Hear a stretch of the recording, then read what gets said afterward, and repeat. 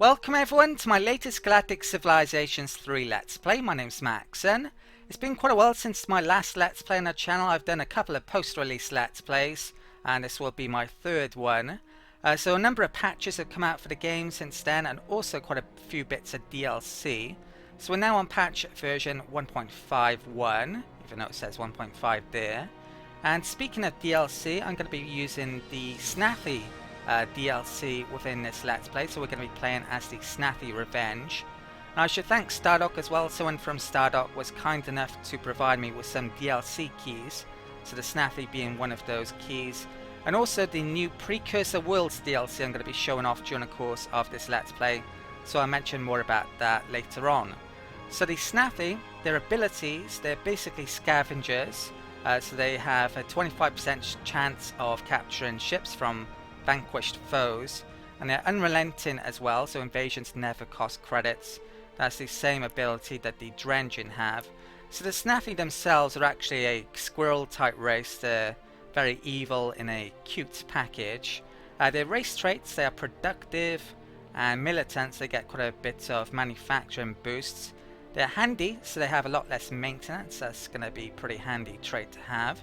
They have dense race trait, so they have extra capacity on the ships. That's a really powerful race trait actually, so that's going to come very much in handy. On the downside, they're fragile, so their ships have a lot less hit points. That means they're a lot less durable.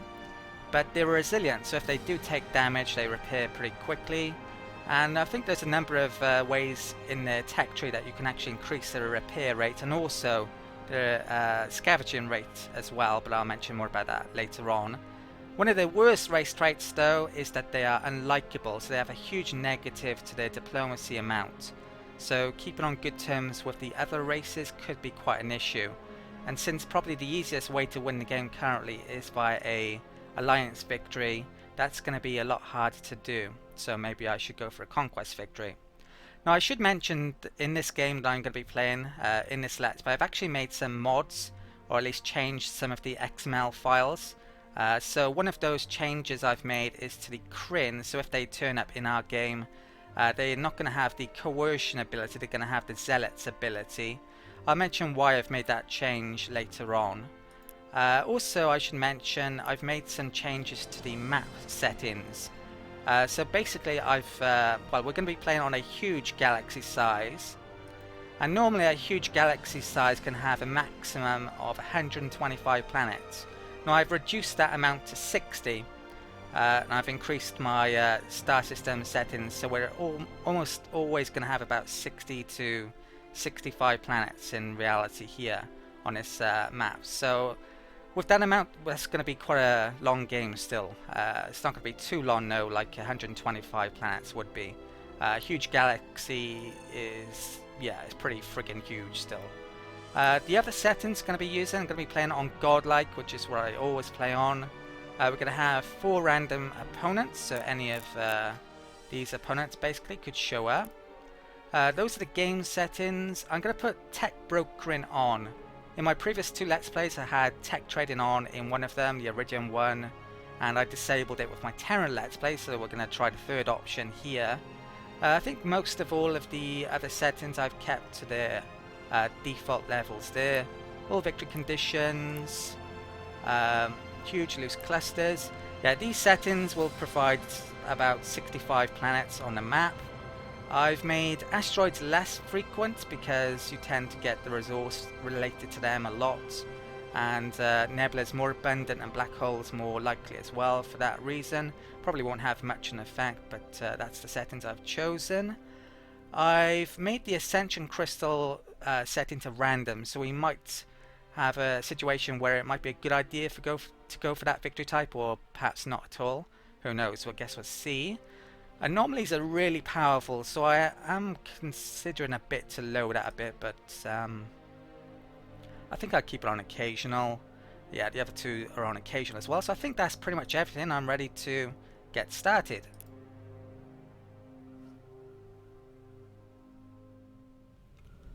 Okay, so revenge will be ours. Snathi Revenge, the most evil sect of an already evil race. The Snathi Revenge has spent the last millennia imprisoned by the Precursors on a distant world. With the fall of the Dreadlords, the Snathi are finally free to lay waste to a galaxy of lesser beings and foes. In the name of their creators, the Dreadlords, the Snathi will show the galaxy the true face of fear. A very furry squirrel type animal face by the looks of it. So strengths and weaknesses, the Snathi are the ultimate scavenger race. They quickly learn how to piece together any technologies that they come across and can repair the most damaged vessels at a rate unheard of by other races. The Snathi are also known for cherry-picking the technologies of other races and using them for their own nefarious purposes. So speaking of that, I should show you the tech tree in a bit, but let's check out the map first of all. So it looks like we're in a very central-ish location. If I zoom out here, you can see there's quite a lot of stars on this map. Kind of wish I could have had less stars, but I wanted to have about 60 planets, so you need to have a certain amount, even when you've got abundant settings for the other stuff. At least with the XML changes I've made. Yeah, it looks like a pretty good starting location, which is great. So let's have a look at the tech tree then. Let's see how the Snathi are a bit different to the other races. Now I've played about 40 turns with the Snathi previous to this, so not much at all. So I don't know the tech tree amazingly well, I would say. But most of the tech trees, to be honest, are pretty similar to each other with the odd change. That's something that Startup will hopefully add to in the, I don't know, in future, whether it's expansions or DLC or just free patches hopefully. So the governance screen actually looks pretty similar. The warfare screen, now they have this vicious trait here, so that's different, but that looks pretty much identical to everyone's as well. Recovery, that's different, so that's extra scavenger. Mining, that sounds incredibly strong, since you can earn a lot of money off resources. And more repair there, but even that looks pretty similar. I think this is new though. So the Xeno techs, the Precursor techs, have this new bonuses to extreme Precursor worlds, or Precursor worlds in general.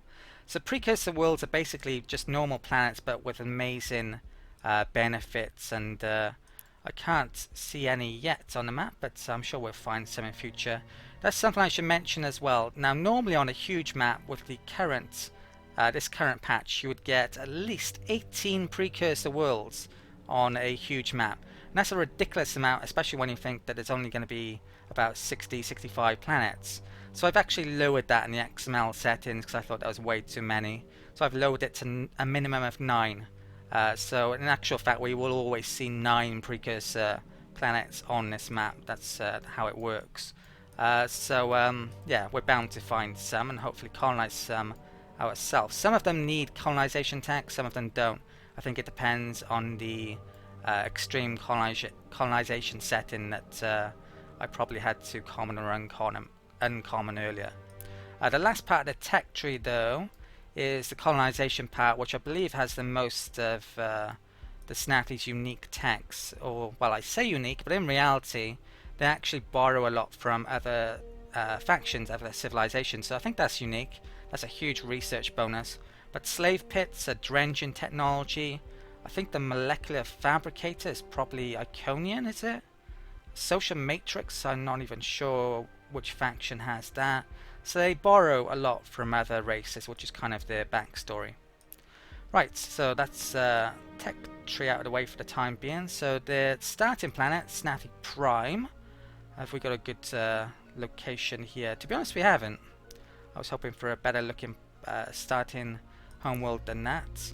That's the bigger continent, so there's a couple of resources here. So there's one for moves, that's actually amazing to start off with, so we get an extra point in movement. That one is manufacturing boost, so I probably want to put a lot of manufacturing stuff near to there. But first of all I'm going to need some research, but there's no research bonuses. Yeah, it's not a great Snathi homeworld then. The Snathi homeworld is always a breadbasket, so they actually get extra food and extra growth rate. In a recent patch they actually increased the growth rate by about 2.5 times, so I think it was like maybe 3 times. I think it was 0.1 per turn by default, and now it's 0.3, so your population grows really fast. I'm not really sure why Stardock have made that change, to be honest. So let's get some research buildings there. Gonna need those. Let's start out by actually buying one there. Yeah, a bit of a problem not having some kind of, well, better bonuses in terms of research. I would have liked somewhere on the homeworld, and better location where the tiles were. Let's go to the govern screen. So there's a lot to discuss here in patch 1.5. So basically in patch 1.4, what Stardock did was get rid of the individual planet wheels on each and every planet, but they've actually brought them back in 1.5. In my opinion, I think Stardock really wet their pants, pissed their pants in reaction to the a lot of the forum posts and general feeling that certain sections of the fan base had in terms of removing the planet wheel. So what they've done is basically re-added it, but not immediately. You actually have to get to the interstellar governance tech, and that provides you with a building called the Bureau of Labor. But I've actually modified my XML files to make this more expensive, because I do not like the planet wheel, and I do not like the micromanagement that comes with it. So basically I've increased the manufacturing costs from 151 to 751, and the maintenance costs from 1.5 to 15. So this means it's going to be a lot less worthwhile in building on many planets in my game. If in your game, it'll probably, if you have the default version, then you'll basically want to build this on almost every planet you have. But in my game, I'm probably only going to be building it on certain key worlds like the capital or the tech capitals, finance capitals, stuff like that. By the end game though, this may actually be worthwhile to build everywhere. But the reason why I'm doing that is to cut down on a huge amount of micromanagement that goes along with the planetary wheels. I think Stardock made a really bad decision in how they've brought back the planetary wheel. It's also really fiddly. Finding the exact spot is a pain in the ass, so I think they really made a big mistake there. Another thing they've added in patch 1.5 is the Coercion Mechanic. So you can see here, Coercion actually provides a negative amount to your production if you allocate too much of your production into any one area. So you can see here I've put 100% on science. If I put it on 100% there, then we all get minus 25%. If you equal your production in the middle though, you get no negative amounts from coercion. But if you do that, there are downsides. The best way in 4X games is to focus your production, especially in Galactic Civilizations 3. So I'm still going to be doing that. And also another thing I should mention about the coercion mechanic, it actually, they've removed the old happiness mechanic that was in the game that used to be based on how many colonies you had. So now it's based on how much production you're allocating. So see there, it's 53%. If I put this on 100%, so it's the worst amount of coercion, then it actually should drop down even more. And it didn't then, did it? I'm not sure why actually. Yeah, this is linked to the happiness mechanic as well, and there are some bonuses you get from happiness, so it is quite important. In fact, that's the way that happiness used to work within the game. It used to be just wealth though that determined what your happiness was in the game, your morale, but now it's industry and science. So if I put it in the middle, what is the amount here? Let's check this. Yeah, it goes up there. Nearer to the middle setting you get more happiness, it would seem now. But yeah, I want to get my science up and running, or at least get a few key techs as quickly as possible. I don't know how many of you will have checked out my one of my guide videos, the one on colony spamming. I recommend you check that out at some point. It's getting a bit old, but it's I'd say it's near to 100% accurate still, with the odd few changes. The third guide video I did actually for patch 1.4 mentioned some of those changes. But what tech am I going for first anyway? I'm going for interstellar travel, which is what I go for pretty much every race. So that's not going to be any different here. Now there's a planet over there, so I'm going to want to colonize that. But I don't want to use this colony ship because it's actually got quite a lot of range and various other boosts on it, so I think I'll just buy a colony ship, cheap one in a minute. So which direction I'm going to send this off in? So there's a ton of stars over here, there's a ton of stars over there, so I've got like a dual choice really here. I think I'm going to send it up in that direction. Hopefully there's a planet around that star that will increase my range up there. So that's what I'm going to hope for. So we've got an extra point in movement because of one of the resources on the homeworld, which is really helpful. That I should look for anomalies, and also I need to be scouting as much as possible, finding new planets. So let's bring this over here. I think I'll send a scout down here, find out the planets near to my starting homeworld with this. Now I want to buy a colony ship to colonize that straight away, so let's do that. So I have made some ships previously, the previous 40 or so turns of the game I've played. So let's make a den maker, a colony ship. 690 to buy this. So that's done. Now am I forgetting anything? It's always a risk of forgetting something. You need to be very careful on your first turn really. Interstellar travel. Right, I think that's it. So next turn.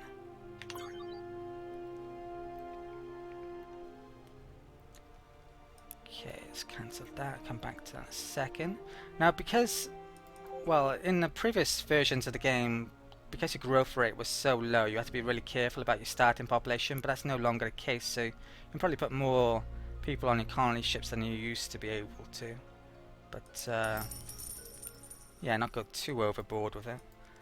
So, let's get the colony ship. Well, let's scout actually first before I send that there for definite. So the scout ship can come down here. That can come over there. There's a rule of 3 around stars as well, so planets can't be any more distant than 3 away from their home star. So it's really important thing to know when you're actually scouting. And this is coming up here. Okay, so let's get this colony ship out. So the population on the home world is how much? 10.3. I think, yeah, let's take a. Well, actually, for now, I'll just take 500 million. Population grows so quick, low amount doesn't matter. But if I find a really good planet, I'll stick quite a bit of population on there. Let's put that over to there.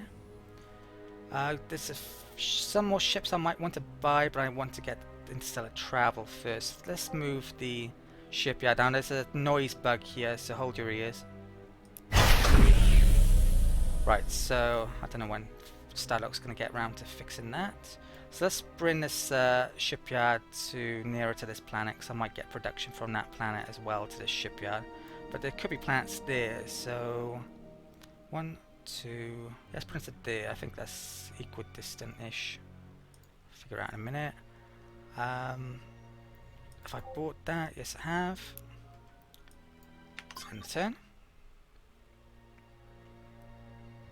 Okay. Let's move up here. And where should I go with this? I haven't found any anomalies yet. I really want to discuss about the new anomaly type and the new precursor worlds, but I think I'll wait until we actually find one. So that's colony ship can come over there. Scout ship can come over here. And is that it? Oh, I haven't bought the research laboratory. So what are we up to? That's quite a low amount still. I think the raw production amount on the capitals was reduced, so things take a little bit longer than they used to. Let's buy that there, and I think I'm going to need more. Now I'd like to leave about 2k back of my initial starting money, so I can run at a deficit for quite a while. But with this start it might be harder to do with less anomalies and needing more research buildings to start out. Okay. Is that moving? Yeah. Right, this colony ship. I think I'll keep on bringing it up here. Right, anomaly there. Capsule. Okay, so ruler 3. I can see all around that, and there's nothing there. Scouts, Thulium, source. This colony ship is still making its way up here.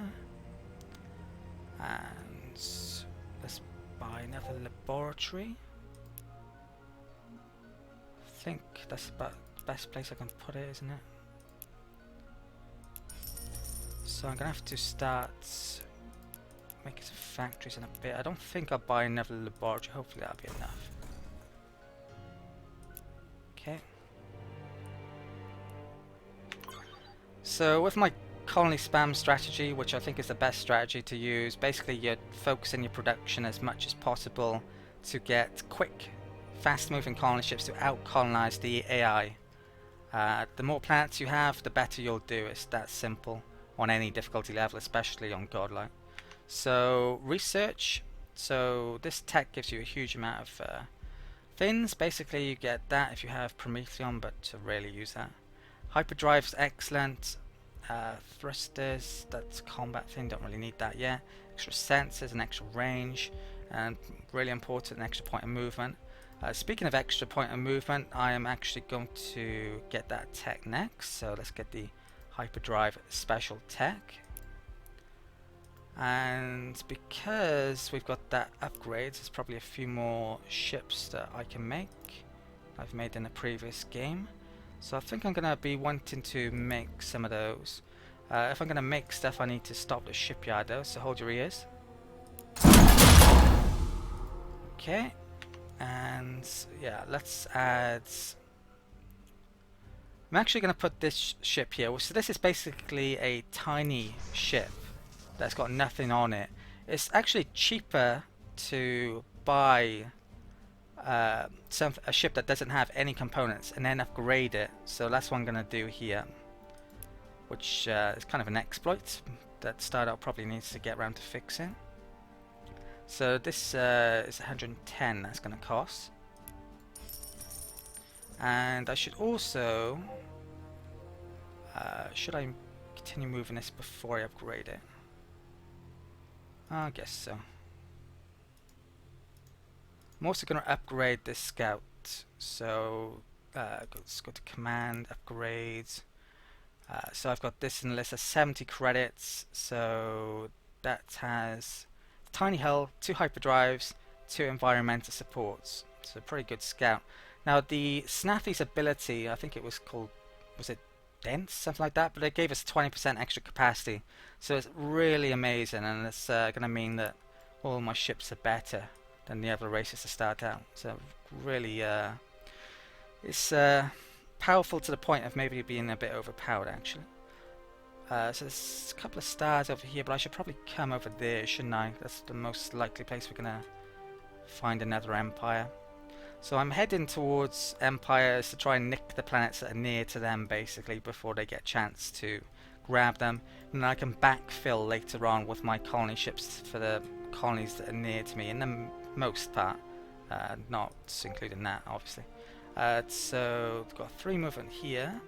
So this is Nabis. It's a desert planet, extra social manufacturing but less food. So I probably want this as a production world, so let's colonize it.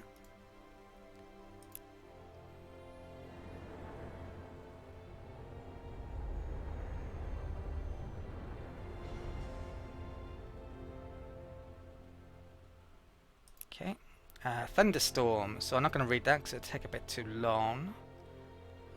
So I was planning on doing a production world, but maybe I should do a research world since they're all research. Now the Snathi are an evil race, and I'm going to stick with that in this game. To be honest, the Malevolent ideology is probably the best ideology because of its production bonuses anyway. So yeah, let's go pick that here though. Okay, so that's Nabis. Now something that Startup really needs to do is actually add what the event result was to this screen somewhere. Probably either here or under it, I would suggest, but user interface improvements and Stardock don't really go well together. They just don't tend to make many, or haven't, in all of the patches that have been released for the game so far, so hopefully that changes at some point. But I'll be mentioning much more about that later on in this Let's Play. So let's put the focus on there. Well, actually, let's keep it on research for the time being. So let's get factories up. So yeah, this is going to be a research world with that big boost probably then. And let's put that there. Okay, and we've got an ideology to choose. So I'm going to be heading off up here and up here. These bonuses will make our capital absolutely amazing in terms of manufacturing. So my capital is going to be basically producing our ships in the main. That also gives the intimidation center, which improves your rate of getting ideology points for the malevolent ideology. So probably the best pick here. On certain maps you could go on this route, get early transport and conquer people, but I don't think it's a great idea for a huge map really.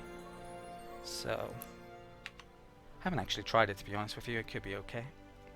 Right, let's... Oh, we've got extra range now, have we? Somehow? Or maybe not. I think I'm imagining it.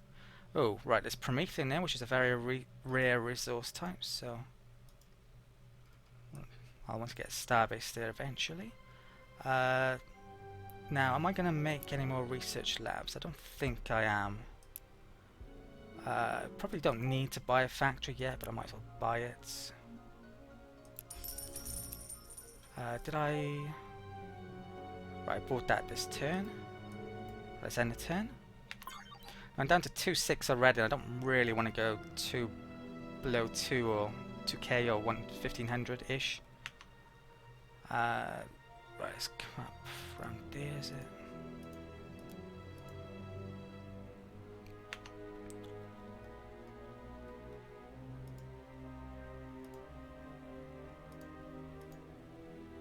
Right, so that's done. Did I upgrade that? Let's go one more turn, right. I can upgrade this turn as well, so which direction should I bring it in? There's a couple of worlds over there, so I think I'll bring it up there. Let's bring it up there and then upgrade. So it's going to cost 225, so it cost me 110 initially, and now 225, so that's 335 to do that.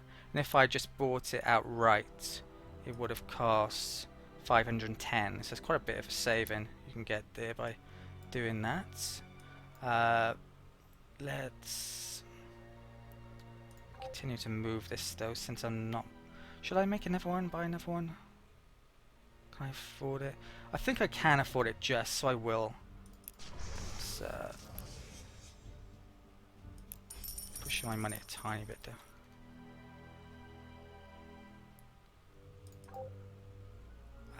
Could do with buying another factory here rather than making them really.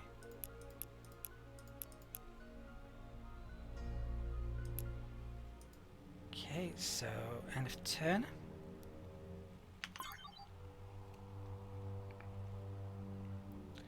Research, Hyperdrive specialization is finished. Now with most races I would actually research Iron Drive now, but with the Snathi it's not so necessary because of the extra capacity. You can see here, well, if you go to a cargo ship, basically your normal capacity amount for a cargo ship at the start of the game wouldn't be 90, but with the Snathi it's 108 with a 20% bonus. So you can actually fit quite a few engines on your initial ships anyway. So that's a colony ship, and that's actually got 6 hyperdrives on it to give it a movement of 15.8. I think we got a bonus 5%, didn't we, from Prometheus Stone. So my ships are really fast already, much faster than the AIs. I just got to get the production now to make them in 2 turns or 1 turn preferably. Well, I'm going to be doing that in not too distant future. Tech, so what am I going for next? I want to sort out my approval situation, so I'm going to go for Xenocommerce and then head towards supportive population. That's the basic plan here. Should I do that or start to get my manufacturing up though? I think I will actually get the approval up, because the approval gives you a huge amount of bonuses, extra growth rate, extra percentage to raw production influence as well. I think it's a 25% boost when you're at 100 approval, so that's quite a large amount, so it's probably worthwhile getting the approval up. Right, so rule of 3 here. Okay. This can continue down here. Probably should come out over there roughly, shouldn't I?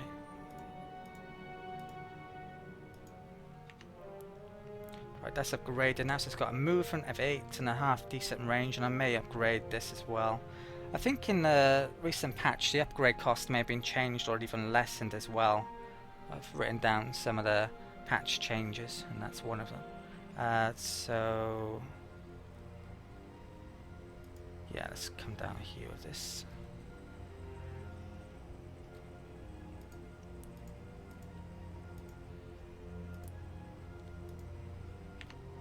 And that one as well. I think I'll find these walls up here. Gotta be a bit careful with pirates, so in areas that I can't see I'll probably move at a slower rate.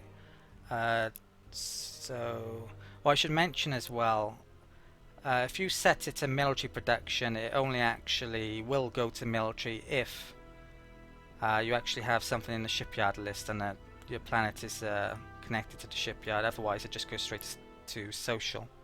So that's a trick that you should well, it's useful to know, put it that way. So this, I also want to upgrade this, don't I? So let's bring that to there. If I keep within our territory, I can upgrade it quicker. So 1 turn, 2 to 5. Okay, so starting to get a bit low here. Don't think I'll be able to build a ship this turn. I'm sorry about the noise. Let's move that to there. Can I buy a building? Pushing it a bit. I don't think I will this turn. Am I doing tech still?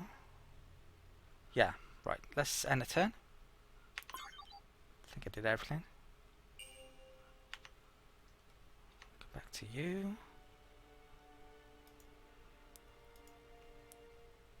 More Promethean. Wow. Lots in this map. Can't remember what actually Promethean does. There's that engine upgrade, isn't there? But it's not so useful. I think there's some late game stuff that uses it. A few combat ships. There's a building, of course. Right, I'll come up here.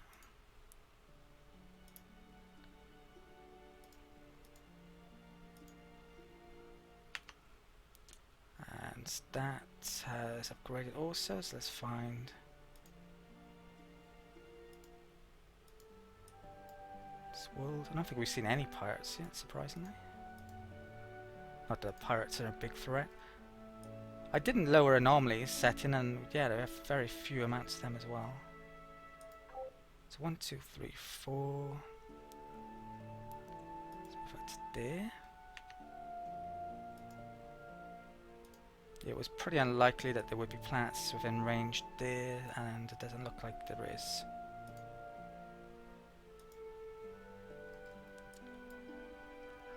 Maybe I should have brought it out over here then. I think I'll come down there.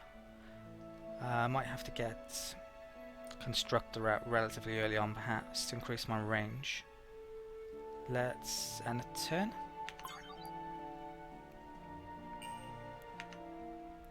Okay, so we got that tech done, Xeno Commerce. Let's get the morale. 3 turns away for that, and then I'll get manufacturing up, then we'll start pumping out a ton of ships. So, come back to you. Right, it's rule of 3, nothing there. Now, with the settings I've picked, there's going to be... Well, it's 60 planets, basically.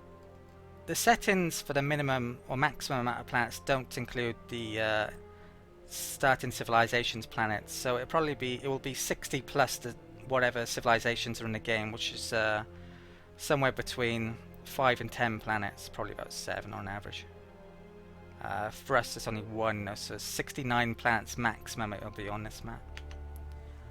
Right, so this can come over here.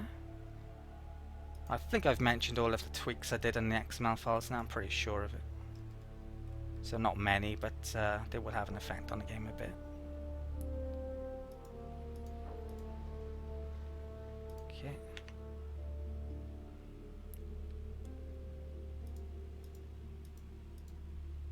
Right, so that's a pirate shipyard, so there could be pirates on here, might have to be a bit careful. Okay. Right, rule of 3.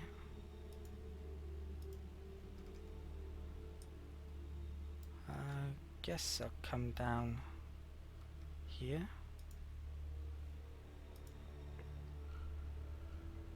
Shipyards. 1, 2, 3, 4, 5, 6. It's along that line. Okay, well there's no planets there actually, so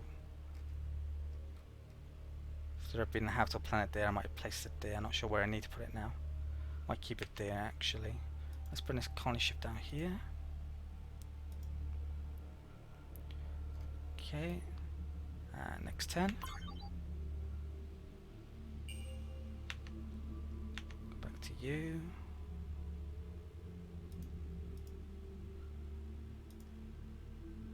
Nothing there. I think I might as well find out what's up there and then I'll loop around there.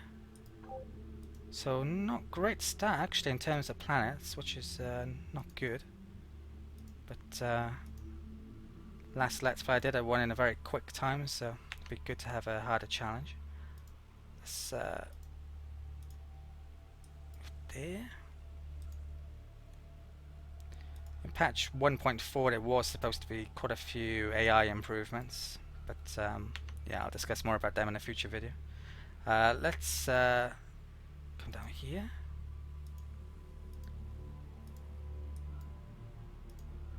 Okay, shipyard, anchors. I think I'll keep on running it. 1, 2, 3, 4, 5, 6. I'll anchor that. No